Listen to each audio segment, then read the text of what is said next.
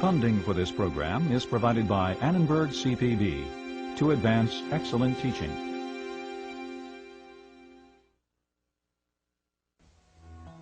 Why do we have different states of consciousness, from wakefulness to daydreaming to sleep? Are dreams the result of random bursts of electrical impulses deep within the brain? Or are they the product of hidden fears and desires? The mind, awake and asleep, this time on Discovering Psychology.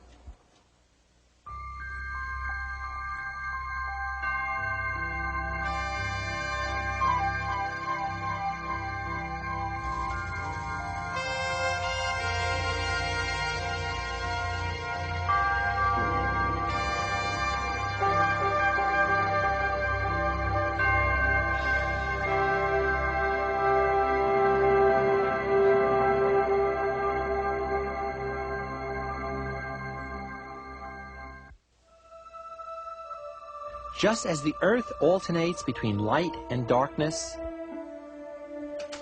all living creatures alternate between daily cycles of sleep and activity. The physical rhythms of nature, the daily rising and setting of the sun, the lunar month, the seasons of the year, are paralleled by biological rhythms in ourselves. Even plants show a daily cycle of changes in tempo every 24 hours. The circadian rhythm, from the Latin circa dies, about a day.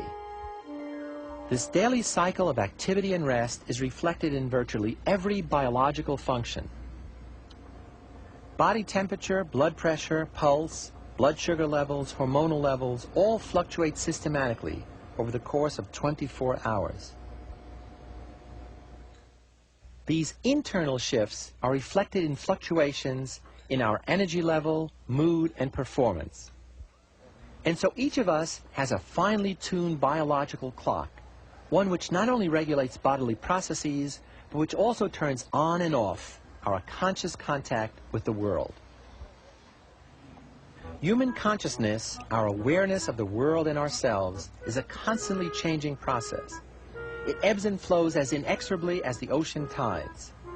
Every day we experience a variety of alternate states of consciousness, from perceptions while we're wide awake to daydreaming fantasies, from reveries at the onset of sleep, known as the hypnagogic state, to sleeping and dreaming. Without consciousness, we couldn't survive, at least not for long. We wouldn't know about the world outside. In order to function, the mind constructs a set of working blueprints of the environment. These blueprints include some reasonable expectations, hunches, and predictions about what we're liable to find out there. Our consciousness enables us to read these blueprints and act accordingly and swiftly, helping to direct our behavior in adaptive and flexible ways, toward desirable goals and away from undesirable ones. The conscious part of our brain in the cerebral cortex also serves as an interior decorator. It tells us what things that enter our consciousness go together and how they should be arranged in our thinking. In other words, it imposes order on the objects and events we experience. The conscious part of the brain also takes on the role of dramatist. It strives to discover some coherent meaning in a storyline that knits together the elements in a way that makes sense to us.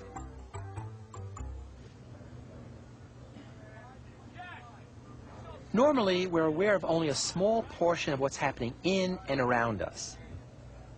But much of what we perceive, know, and can do is not constrained by the narrow limits of our conscious awareness. Continual processing also takes place at non-conscious levels. Most of the physiological housekeeping of our bodies occurs automatically, so we don't have to think about breathing or blood flow or digestion unless something goes wrong. Most lower-level processing of sensory input is also non-conscious. Estimating distance and size of objects, recognizing patterns, detecting edges, and much more. Our brains are continually making complex computations that are essential for survival, and yet we're never aware of them. We only notice the end results.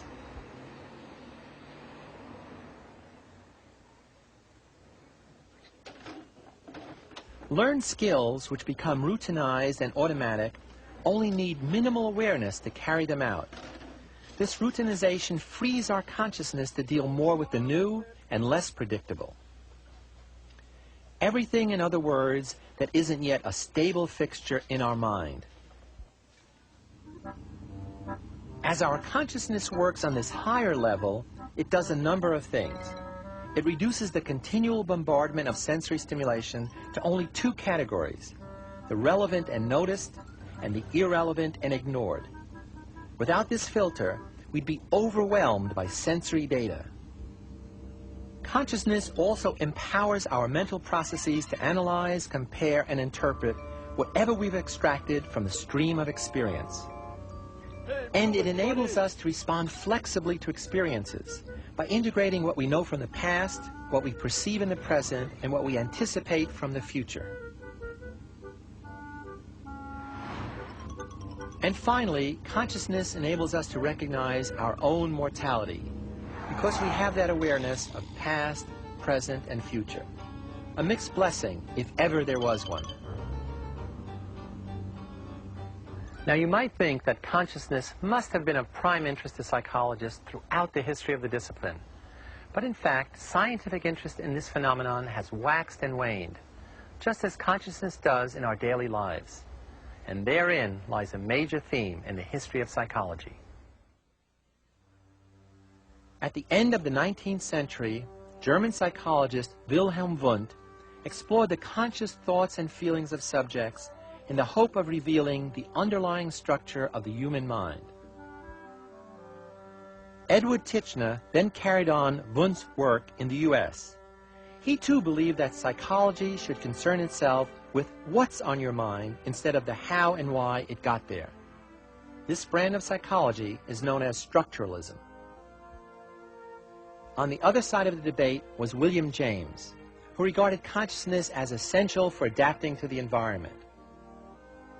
For James, consciousness was to be studied not in terms of its contents, but in terms of its function, from which his brand of psychology, functionalism, derives.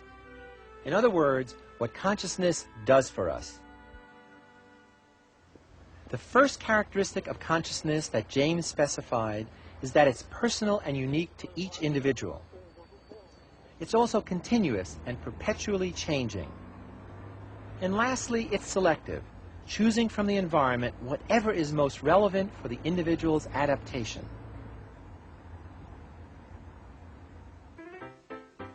But in the 1920s, the famous behaviorist John B. Watson declared that consciousness was a scientifically worthless concept altogether.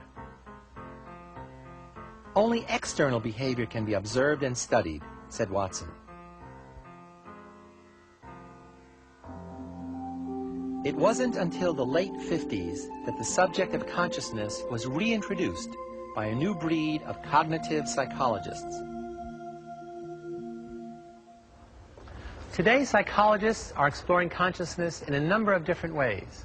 One of their most fascinating subjects is how and why we pay attention to certain things and not others. Attention is the bridge across which information travels from the external world out there to the subjective